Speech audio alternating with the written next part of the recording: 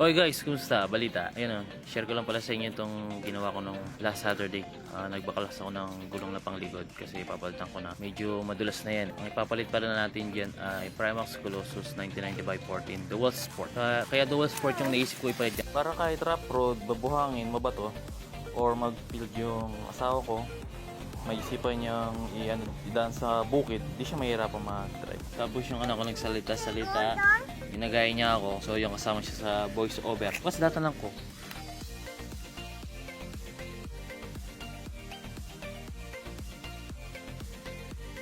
So yan, ikakabit na natin kasi tapos na nating ipakabit sa vulcanize. Hoy! Hoy ka no? Yung po na yan.